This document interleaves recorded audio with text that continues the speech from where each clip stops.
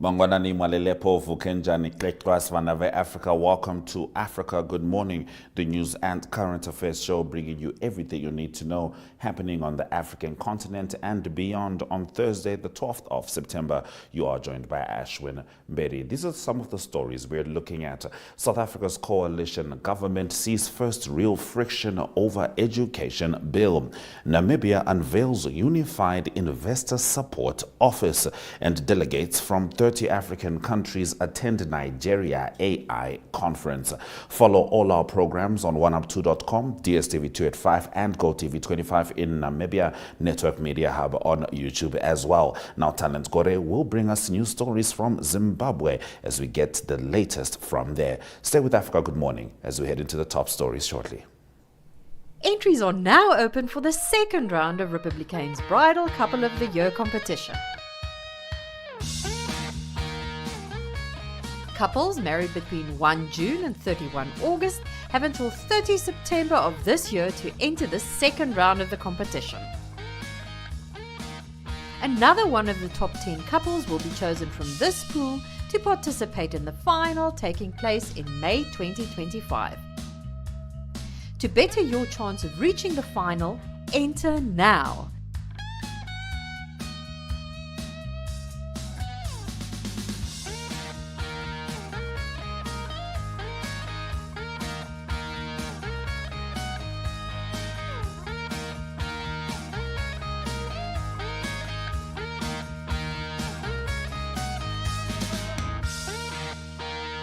To enter, simply WhatsApp #bridal2025 to 085 785 6231 and follow the on-screen instructions or scan this QR code.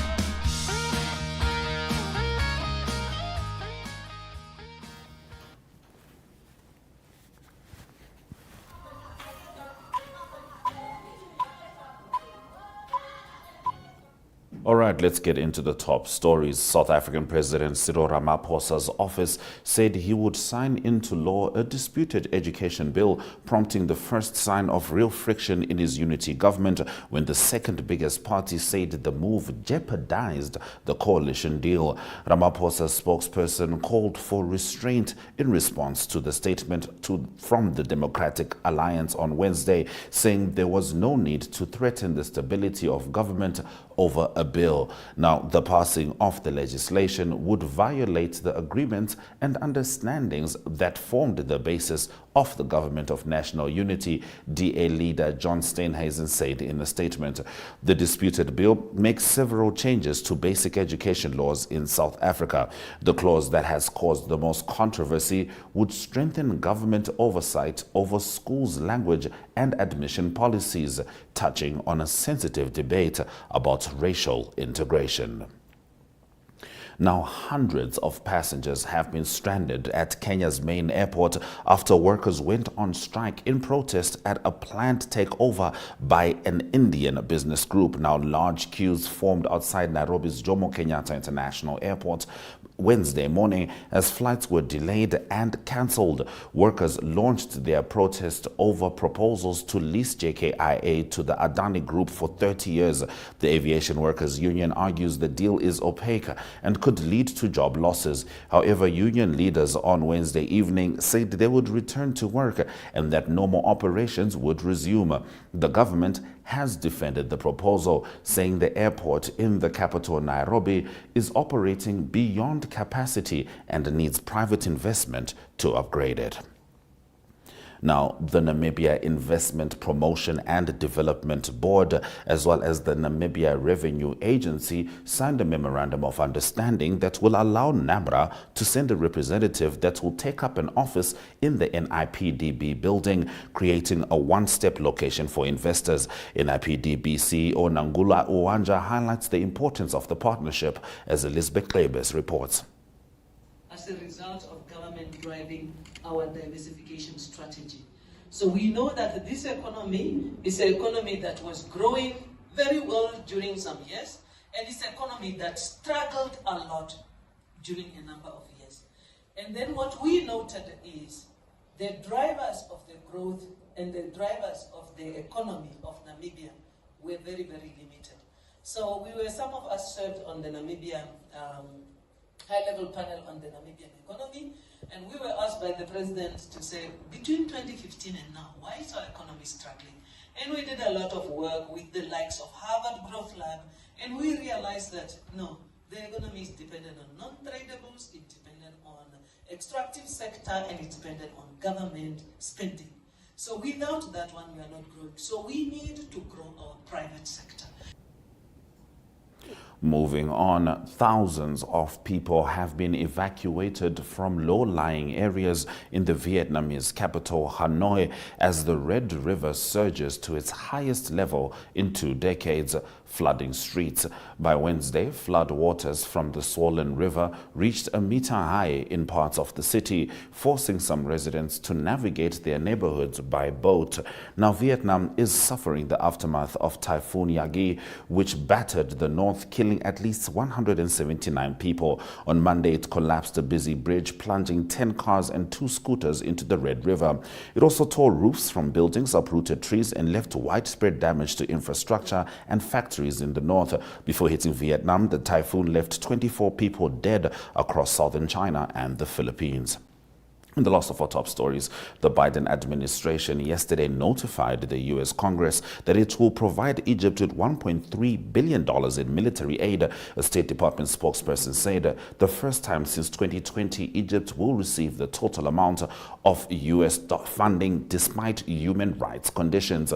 Now, the announcement comes as Washington has relied heavily on Cairo, a long-standing U.S. ally, to mediate so far unsuccessful talks between Israel and Hamas on a ceasefire deal to end the war in Gaza. Of the $1.3 in U.S. foreign military financing allocated to Egypt, $320 million is subject to conditions that have meant at least some of that sum has been withheld in recent years.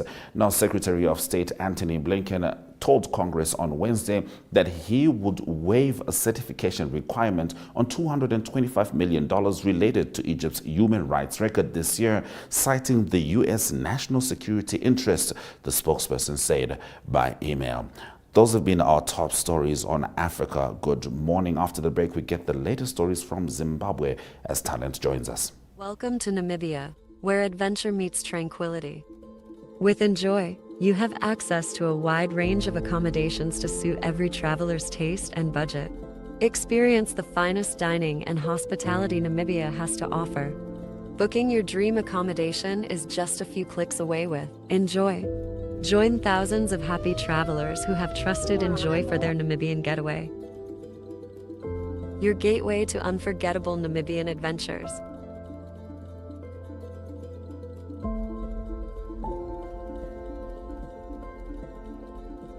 Visit us today at enjoy.my.na.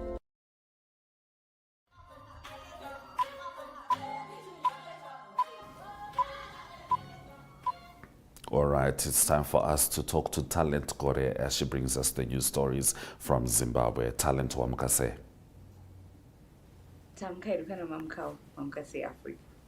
Tamukahedu. Now, Korea has donated $1 million and this is towards Zimbabwe's drought relief. Yes, the Republic of Korea has donated $1 million United States to the World Food Program to support Zimbabwe's efforts to combat food security, which have been induced by the El Nino-induced drought. The donation was initiated at a signing ceremony aimed to provide essential nutrition to 22,000 vulnerable individuals during this season. The WFP country representative said that this contribution comes at a critical time when Zimbabwe is facing one of the most challenging seasons in recent years. And this donation will actually go a long way in ensuring that those who are vulnerable to the drought are helped. So this 1 million will actually go towards those 22,000 who have been affected by the drought, especially those in the rural areas. You find out that right now, the Zimbabwean government is also handing out cash donations to those in the urban areas who have been affected by the drought. So the whole country is vying around to ensure that everyone who has been affected by this drought gets the necessary help that they need during this time of need. All right, Talent. Now, Lithuania seizes Belarus shipment of fire trucks to Zimbabwe over sanctions. Tell us about this story. Yes, Lithuania is holding on to 17 fire engines which were seized in March 2023 while being shipped to Zimbabwe from Belarus, which is under European Union sanctions. Zimbabwe's new Attorney General said that she actually flew to Belarus earlier this year on a mission to get the trucks released, but her efforts were in vain. The Ministry of Information has said that they have been appealing with the Lithuanian government to release the tenders, but the Lithuanian government is saying that they can't do that because the tenders they were manufactured in Belarus, and the Belarus country is under sanctions, under the European Union sanctions, so they can't release those tenders. The fire tenders they were seized in 2023, in March 2023, and they have since been there. So right now, the government is doing all that they can to ensure that the fire tenders are actually brought to Zimbabwe. So we're not really sure when they're going to come or how their talks are going right now. But all we know is that the government has been sending people to Lithuania to hold talks with the country, but nothing has happened. They're just talks, and the fire tenders are still in Lithuania. All right, Talent. Now, in the last of your stories, Starlink is now available in Zimbabwe for $50 a month, plus $350 for a setup kit, the company said. Yes, the Zimbabwean government, through Portras, which is a regulator of the internet in Zimbabwe, actually approved the use of Starlink in Zimbabwe, and the kit is going for 350 plus a $50 United States dollar monthly subscription plus a $23 shipping fee. So right now, most of the people in Zimbabwe, those who have the money, they are actually buying their own Starlinks because there is no third party who are involved in the process. The Portras has said that those who want to trade or those who want to sell to customers, they have to get a license for them to sell the Starlink in Zimbabwe. So if you don't have a license, you're not allowed to sell it. So right now, as we speak, Starlink is sending the router and everything directly to its customers once you pay on your website. But the only challenge is that they are not accepting the Zimbabwean dollar. They're not accepting the Zimbabwean currency.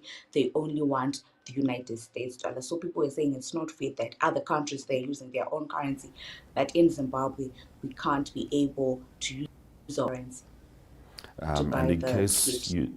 in case you didn't have a reason to visit Namibia, Talent, Paratus Namibia is actually listed on the Starlink website as an authorized commercial reseller. Do with that what you will. But sounds like exciting news. I saw on Twitter Zimbabweans, I don't know, felt like they hadn't been treated well by the pre-established networks, and they're very happy with Starlink's arrival. Yes, we are very happy because right now, if I tell you that the internet providers in Zimbabwe, service providers in Zimbabwe, they are quite expensive. So people are saying it's much more better for us to just sacrifice for just a month to buy the Starlink, because when the months come, just be paying $50 per month or $30, because yesterday we noticed that he introduced another package, a $30 package for those in Zimbabwe. So people are saying that it's much better for us to migrate to Starlink than to use the local service providers because they are quite expensive. All right. Well, thank you for bringing us the news stories as they are from Zimbabwe, Talent. You're welcome, and thank you very much for having me. It's always good having you on Africa Good Morning. Stay with us as we head to the weather predictions just before economic news.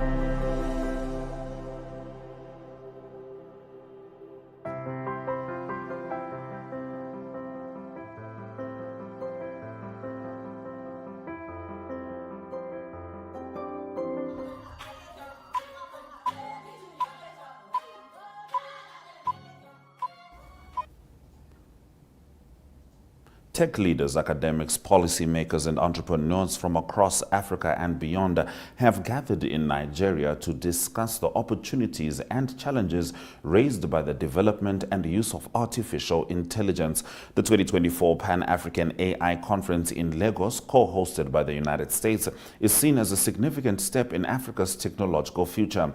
In his opening remarks, Nigeria's Minister for Communications, Innovation and Digital Economy, Bosun Tijani, said Nigeria and the world must ensure the digital transformation journey is inclusive, equitable, and human-focused. Tijani also announced a $61,000 artificial intelligence fund for Nigeria's brightest AI startups. Google executive David Rosenblatt told colleagues that the goal for the company's then nascent online advertising business in 2009 was to crush rival advertising networks, according to evidence prosecutors presented at the tech titan's antitrust trial on Wednesday. The statements underscored the U.S. Department of Justice's claim that Google has sought to monopolize markets for publisher ad service and advertiser ad networks and tried to dominate the market for ad exchanges, which sit in the middle. On the third day of the trial, prosecutors began to introduce evidence of how Google employees thought about the company's products at the time when the government alleges it set out to dominate the ad tech market. Let's head over to the economic indicators just before we return with the sport.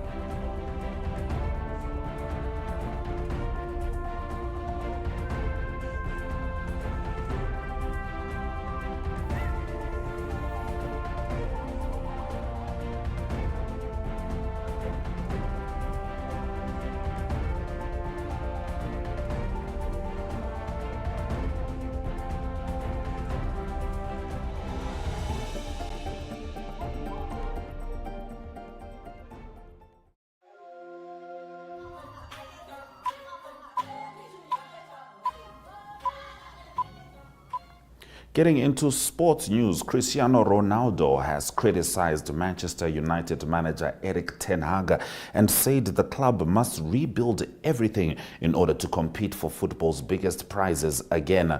The Dutch boss is under pressure after United's 8th-placed finish last season, their lowest in Premier League history, and 2 defeats in their opening 3 games at the start of this campaign. And Ronaldo, who had 2 spells at the club before leaving for Saudi Arabia side Al Nassr, questioned Ten Hag's mentality. As Manchester United coach, you cannot say that you're not going to fight to win the league or Champions League, he told Rio Ferdinand.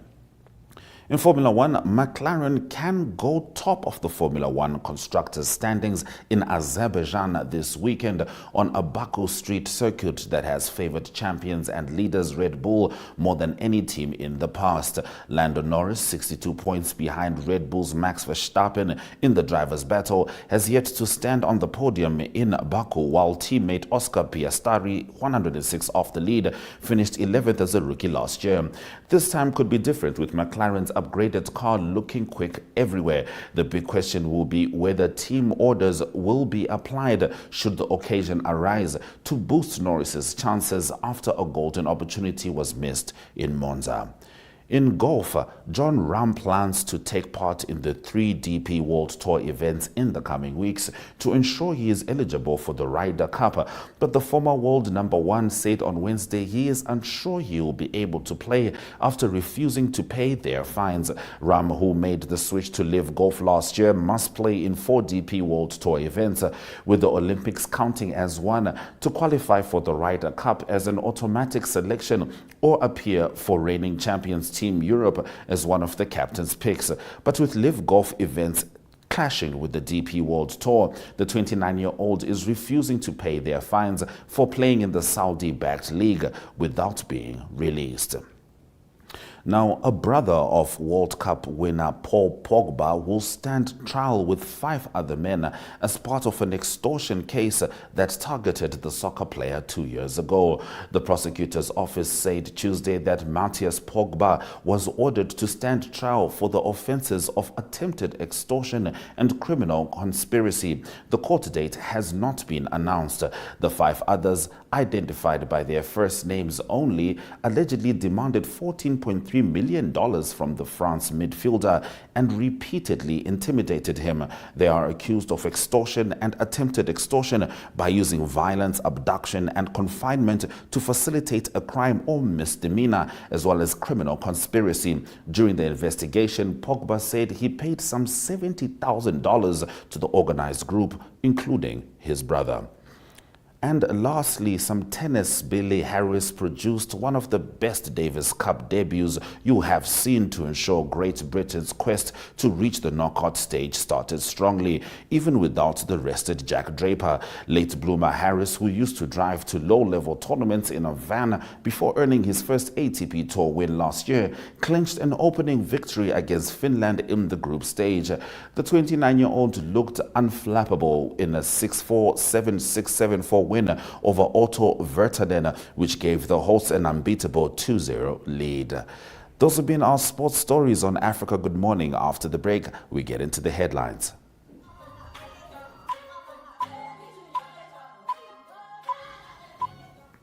Thank you for staying with Africa Good Morning throughout the broadcast. Let's have a look at some of the headlines. South Africa's coalition government sees first real friction over education bill. Passengers stranded by strike at main Kenya airport. And delegates from 30 African countries attend Nigeria AI conference. DSTV2 at 5, GoTV 25, OneUp2.com and Network Media Hub on YouTube is precisely where you can find us. One day left in the week. We'll see you tomorrow. From me, Ashwin Berry, and the Africa Good Morning team, Swera Jakanaka.